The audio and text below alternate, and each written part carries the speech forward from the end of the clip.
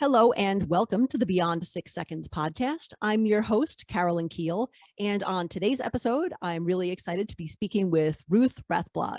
Ruth is a TEDx speaker and an award-winning CEO committed to creating inclusion for all and providing opportunities for those who face obstacles. Born with a limb difference, Ruth currently speaks on issues of inclusion and diversity, the gifts of being unique, the freedom of accepting your differences, and rising above life's challenges. Ruth has been a leader in nonprofit organizations for more than 25 years, with 15 years at Big Brothers Big Sisters of New York City, and more than 8 years as CEO of the Harlem Educational Activities Fund. She currently serves as a board member of the Lucky Finn Project. Ruth, welcome to the podcast. Thank you, Carolyn. I'm excited to be here. Yeah, I'm so looking forward to talking with you about your story and all of the great work that you've been doing. So I guess to start off, tell me about what it was like growing up with a limb difference. It's so interesting, Carolyn, because for the first 13 years of my life, I didn't even notice that I was different. Wow. And I really credit that to my parents. When I was born, it was in the days before sonograms. So I was a total surprise to my parents. And the nurse, luckily, that was in the hospital noticed my mom kind of gently sobbing and bewildered, and went over to my parents and basically said, you will take this little girl home and you will treat her as you would any other child. You'll treat her as normal. And that's exactly what they did. They encouraged me to try everything, and I did everything. But what's funny is at about 13, I was headed to a new high school and a new co-ed high school. Yeah. And I started to notice I was different. And so growing up before 13 as a kid, I did everything. I did the jungle gyms, I did gymnastics, I did ice skating, skiing, everything, theater, student government. But at 13, my life kind of shifted. Wow. So was it like other peers started noticing or making comments to you, or what? How did that come about? Yeah, it's funny when I think about it, and I've been doing a lot of work on thinking about it, is that first day of going to that new co-ed high school, I got on the bus and somehow Carolyn, made this impulsive decision to hide my little hand tuck it into the front left pocket of my, well, at that time it was the 80s. So they were tight jeans. Yes. I don't even know how it fit in there. And I didn't think it would last beyond that day. And it ended up lasting 25 more years. So I never thought it was going to last that day, let alone that week, let alone all through high school, on to college, and then beyond until I was about 38 years old. So from 13 to 38, I hid it. And I will say it really stopped me from living my life in so many ways. Wow. Yeah, I can imagine, because there's a lot of probably cognitive and mental processing if you're constantly thinking about, whether consciously or subconsciously, about hiding your hand and positioning yourself. What was that process like while you were doing that? Yeah, I think it started out just thinking I was kind of hiding it from others as to want to fit in, to not want to be judged, to want to fit in as a 13-year-old, like most high schoolers. If people have high school children or remember what it was like to be in high school themselves, I just wanted to fit in. So it started with tucking it into my pocket. It started with wearing longer sleeves, carrying it under books, making sure when I went from classroom to classroom that it was tucked under books. So I thought no one could see it, even sometimes sitting on it in class so that no one would recognize it. And I will say, sometimes it became hard. So gym was not fun. I don't know if gym is fun for most people at certain ages. But also some of the games that you would play in class, to kind of at the holidays, if there was a holiday party, and there was that old school game, Carolyn, I don't know if you remember 7-Up, where you had to put your head down on the desk. Well, it's really uncomfortable to put your head down when you're hiding your hand, because then you're hiding it, but it was just really complicated. And so that turned into kind of a lifelong obsession with hiding. And to your point, always forecasting and worrying about when I was going to be discovered, or if I'd be discovered, with the real fear that if I were discovered, people wouldn't like me. They wouldn't, think I could do things. They would judge me. And truthfully, they wouldn't love me, I wouldn't be accepted. And so, yeah, it was constant thinking about and backing out of plans. I will say that was another piece of it, is constantly backing out of plans because I'd get too nervous about showing up because it might require using my hand, whether it was a trip to the beach, whether it was going skiing with friends. I stopped doing the things that I loved. And that included also theater. I stopped doing theater. I'd done a lot of theater as a kid. I stopped doing any kind of sports. And while I was in middle school, I was very involved in student government.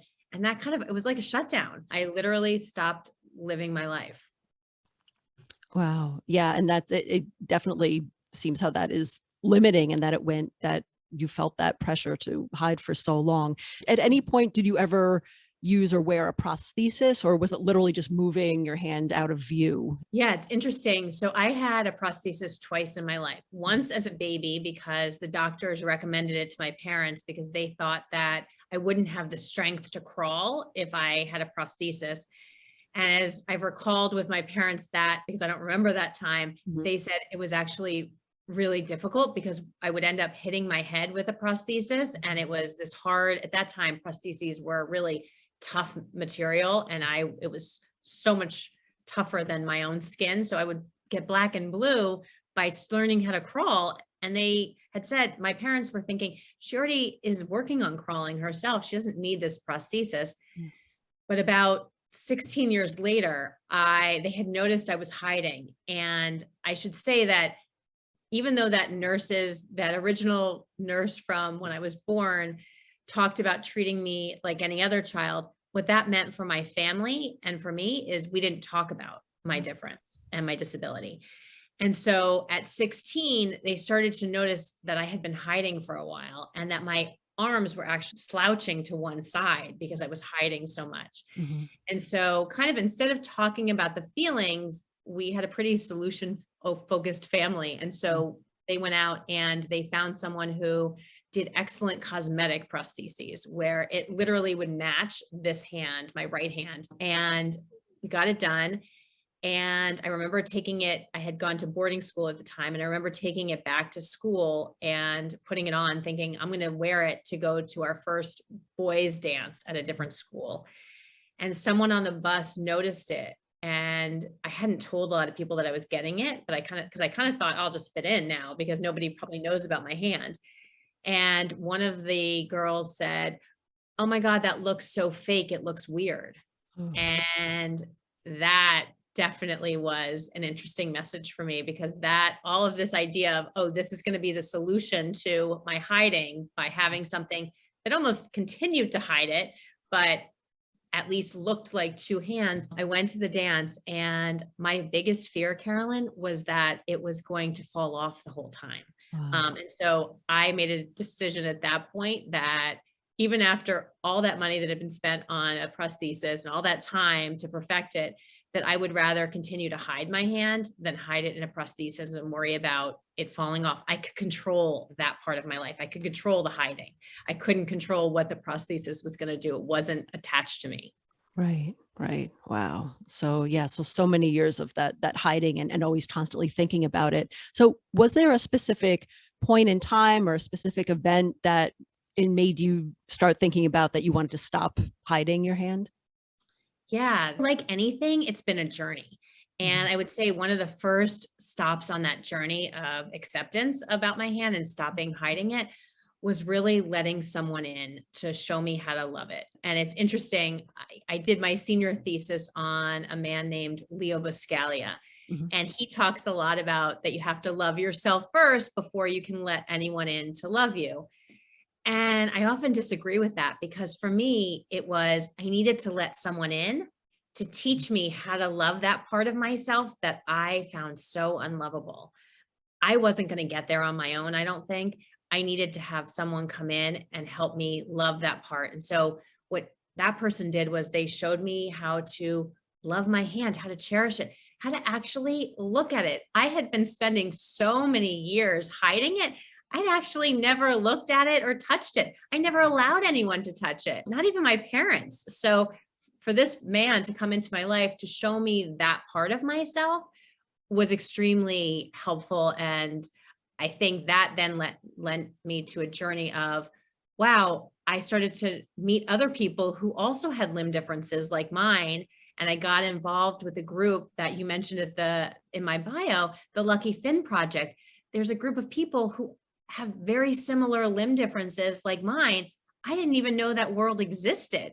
Wow. And that was through a random chance of meeting someone in a local pharmacy. When I was buying paper towels, I noticed out of the corner of my eye, this woman who had a limb difference like mine. Mhm. And when I started talking to her about it, she said, "Oh yeah, there's a whole group of people." Wow. And I owe social media that definite kudos, because it connected me to this amazing group of people. And I went to a picnic that they held outside of Detroit, Michigan, and Troy, Michigan, where I met over 500 people who had a similar limb difference. I had thought my whole life I was alone. So all that hiding and that forecasting and that obsession made me think that I was the only one. And I think that happens a lot, because what I've come to find on this journey is so many of us are hiding parts of ourselves. I think there was a Deloitte study in 2013 that said 61% of employees report to hiding a part of themselves in the workplace. Yeah. Mhm. And if I imagine that number is actually higher, because maybe some people don't admit to the things that they're hiding, whether it be their race, whether it be their religion, their political affiliations, their religion, their family backgrounds. Mhm. And so many of us walk around thinking we're the only ones. And so that last piece of my journey that I'm now on is that idea of sharing out my story of hiding, with hopes that others will start to feel that they're not alone. Mhm. Yeah, and that's powerful to realize that you are not alone. And I'll have to say, for all the things that came along with social media, I mean, when I grew up, my childhood, there was no internet, there was nothing for so many of us. So you couldn't really easily find other people who were like you if they weren't in your local community, or you didn't like run into them at the pharmacy. So yeah. Absolutely. No. And unfortunately, my mom passed away 6 years ago, Mhm. never knowing that this world of the Lucky Fin Project or other mothers who had children with limb differences existed. She blamed herself Wow. for why it happened. And so, yeah, there is power. And you're right. With all the grievances that we hold with social media, Mhm. there's power in it in terms of feeling connected and feeling a sense of belonging. Mhm. Yeah, absolutely. So, yeah, so you went on to have a long career as an executive in the nonprofit world. And, your whole role was providing those opportunities for people who are facing obstacles, like we said in your bio. So, when you were at work, at any point, did you talk about your disability with anyone, or, have any kind of conversations about it there? Yeah, it's interesting. So one of the things that was also part of this journey of acceptance is, at about 20 years old, I had an internship at a law firm. Mhm. And my job that summer was to showcase the evolution of a laundry detergent box top and why it deserved a patent. Oh. And about 3 weeks into that internship, as exciting as it sounds, it was exciting for a 20-year-old to have our own project. The senior partner on the case called me into his office, and he asked me if I had ever been to kindergarten. Now, you're 20 years old, I'm 20 years old, and I'm thinking, yeah, I'm in college. I went to kindergarten, but I'm nervous, and I'm, thinking the senior partner is noticing my work. Right. He did notice it. He said, because if you had, you would have learned how to use scissors, because the copies I was cutting out, I Yeah. was doing with one hand. And so they were not clean copies. They were not professional looking. They were a mess. But I couldn't tell him, nor did he ask why. I just left his office and tried to figure out other ways to get the work done so that it would be professional and so that it would be productive. Yeah. I started using huge law books to hold down the paper so I could cut with one hand. Mhm. I found the basement because nobody was down there, so that I could do the work with two hands, with both my hands. And what I vowed after that is that I would never, in a professional setting, hide my hand again. Mhm. And what I realized is, working with kids, you don't get to hide your hand, and you don't have to, because kids are so awesome at Mhm. asking and being curious. If they see something that looks a little bit different or they want to know, they just ask.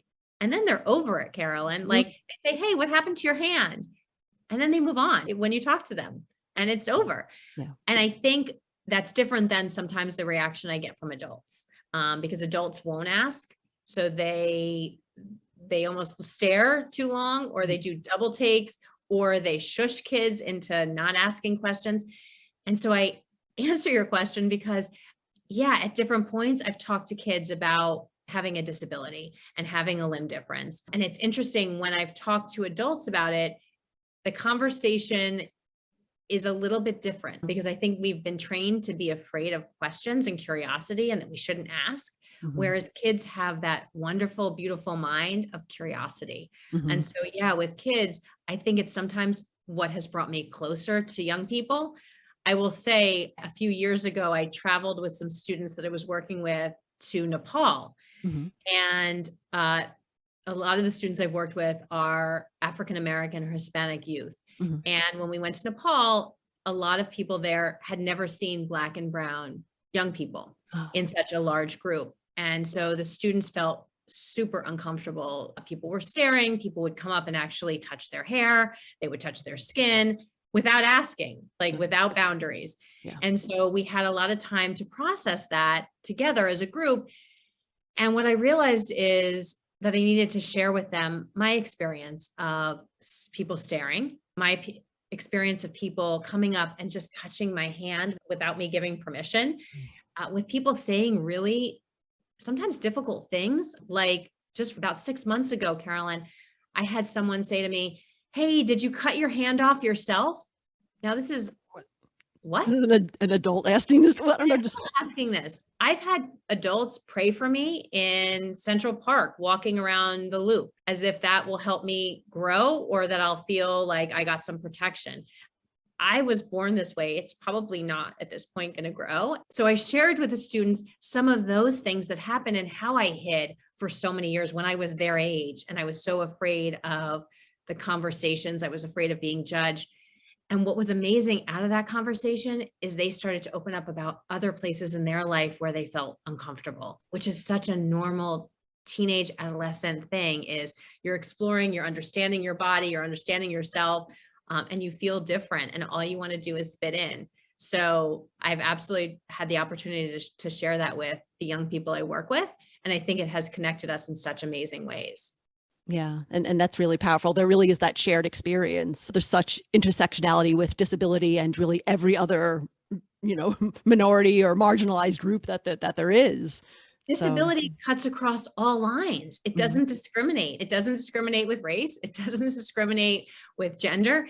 It absolutely doesn't discriminate with age. You can be born with a disability. You can develop one as you get older. You can have people in your life, whether it's family members or friends who have a disability. So I think disability is this untalked about part of diversity. And that's what I've started to really build a passion project around, is expanding diversity. To be Yeah, fully inclusive. absolutely. Yeah, I'd love to learn more about that, how your passion for, because you did so much work in diversity and inclusion throughout your career, and then that you're now a strong proponent of including disability in all of that work. So yeah, how did you sort of evolve that passion? How did that come about? Yeah, it's interesting. I started to go to your point, I was involved in diversity and inclusion work for a long time. And I started to go to a lot of diversity and inclusion panels and even be on diversity and inclusion panels and moderate diversity and inclusion panels. And time after time, I was realizing that I never heard the word disability in the conversation. And I knew that there were a number of people who had disabilities, whether it be visible or invisible, but I never heard that talked about. We talked a lot about race and gender and sexual orientation, and there wasn't a lot of discussion around disability. Mm-hmm. And it was interesting, while I was in a meeting about diversity within an organization, I was questioned about what I thought about the diversity piece. And it was interesting. I asked the question if they saw me as diverse. Mm-hmm. And the answer back was really kind of strange. It was, "Well, you're a woman." I said, "Yeah, that's a lens of diversity." Yeah. And I said, "What about my limb difference? I'm just wondering about that." Mm-hmm. And I was told at that time, "I don't see you that way." Mm-hmm. And it was interesting because I wasn't actually asking to be seen that way. I was asking for it to be acknowledged as part of the conversation on diversity. Mm-hmm. And when I started to reach out to some of the companies that I was working with and some of the peers I had, I was asking them about how they were defining diversity and how I could be included in that conversation. And I was really lucky that one of my first kind of corporate sponsors I reached out to was holding an inclusion week, and they invited me to come speak and share my journey around hiding and unhiding. Mhm. And I started to realize that there was an appetite for it. First, people would, in the days when you could come up to people after we would do these things in person, and now even through virtual settings, people contact me after and they say two things always, Carolyn. They say, thank you for not giving me another lecture on diversity and what I'm not doing, because you're including me in the conversation by sharing your story. And the second is, thank you for including me as part of the conversation, whether it's what somebody has a visible difference or they have an invisible difference, like they're on a mental health journey and they're struggling, or they've come through it and they want to be included in the conversation. And so I am grateful that I have a voice to be able to share out and the courage to share out my journey. But I'm so incredibly excited by the kind of feedback that there is that open space and that people really want to talk about and make workplaces inclusive and that there's belonging. And you only do that through including everyone and making sure everyone has a seat at the table and is represented when we have these conversations. So yeah, it's a passion for sure. The idea is really to expand diversity so that everyone feels included. Yeah, absolutely. And I'm thinking back to your comment that that person made to you early on about, I don't see you that way. And I'm not sure exactly what they meant by that comment, but it reminds me that especially with disability and many other, even I've heard it with genders that, I don't see you as, people have told me like, I don't see you as a woman. And that's supposed to be a compliment, but it's strange. So I don't know if your experiences of is similar to that. I think people, I don't know if they don't want to acknowledge it because they want to, that they think that makes them more inclusive, but at the same time, it's very strange to not acknowledge it and recognize it as part of your own story and the impact.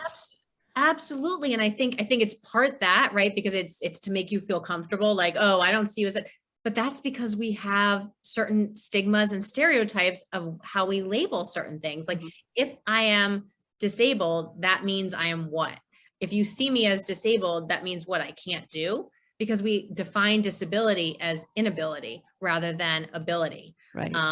The people, and it's funny, I've thought about this for a long time.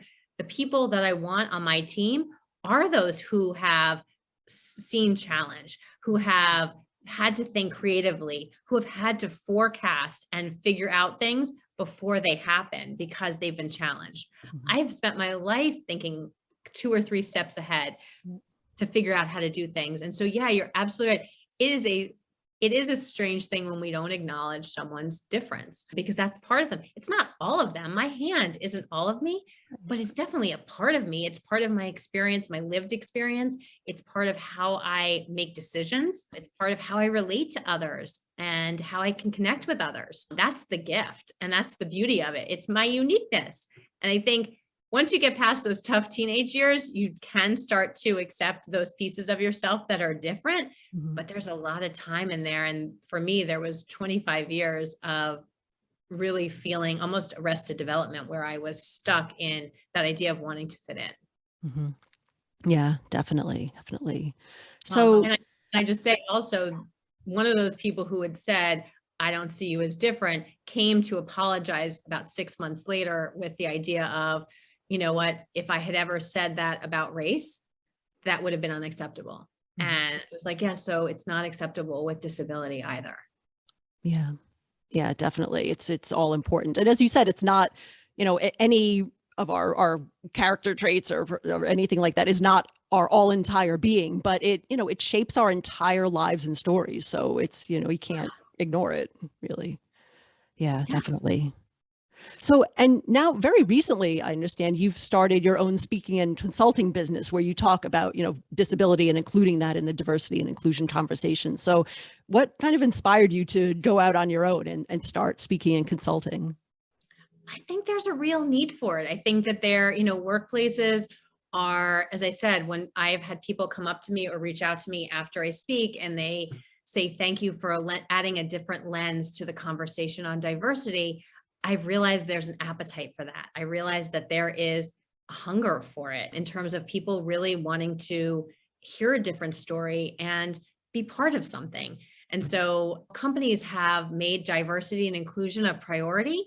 Mhm. I think some companies still are looking for the pathway forward with it. Like, what does it mean to have an inclusive workplace? How do we include diversity on all levels? And so what I offer to companies is that opportunity to not only just share my story for inspiration, quote unquote, but Mhm. also then to have employees start to say, this is important. This is how we want to work with each other. This is how we want to be more productive. This is how we want to show up as our full selves in the work, and not necessarily just as our authentic selves, but as our full selves, so that we can really get to know each other and we can actually understand our strengths, understand our gifts, but understand where we have challenges also, because we spend so much time in the workplace and so many hours. And so this is critical to getting things done and being a real team. And I would say the other piece is there's so many companies that are also limiting the definition of diversity. I mean, I think it's the statistic I read recently was 90% of companies prioritize diversity as part of their agenda. Right. Only 4% of those include disability in that agenda. So Wow. that's got to change. And I think it is changing, but I think it's an imperative that needs to happen now. Mhm. Absolutely. And I think one of the other challenges with disability in the workplace is that, you have visible disabilities, you have invisible disabilities. So there's the whole issue of disclosure. So it's totally up to individual people whether they're, some people have the choice to whether or not they want to or can disclose. So it's like, how do you create a supportive environment for disabled people who choose not to disclose? And how do you support them in addition to people who do disclose? Yeah, no. And I think back to that conversation with that law partner at the law firm, right? That conversation could have been so different, Yeah. right? It could have been, hey, Ruth, I'm curious about your performance. We hired you to do work on a project and the results aren't what we're thinking. What's going on? I'm curious what's going on. Yeah. And at that point, I may not have been ready to disclose about my disability and all the things I was doing to try to get those pieces of patents cut out. Yeah. But what it would have done is opened a door so that I knew he was open and receptive to hearing a little bit more. Because I think as managers, we often focus so much on productivity and performance, and we forget about people. Yeah. So how do we as managers open that? But it's not just managers. I mean, leadership and management absolutely have a responsibility to creating those conversations in that safe place. And it's also up to employees to participate. To your point about when do you disclose? What's the right environment to disclose? How much do you disclose about your difference and what you need?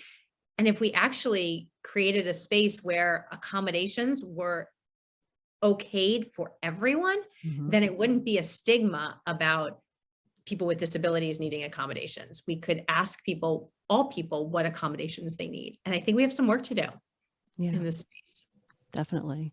And then, with that experience that you had with that partner and that manager, I feel like, I don't know, I think it's also a shift in leadership and management. Traditionally, managers, sometimes you go in thinking that you always, you have to like figure out what the problem is, or you have to know the answer ahead of time and you can't like ask. But no, it's really like you really need to be curious and ask about what's going on before you can make a conclusion about like really anything at this point. So it's part of it too. Absolutely. No, and to create that safe workspace for it. The other piece is, and when I talk to corporations and I talk to audiences about it, is also about doing the work on yourself first, right? Because we all come in with differences.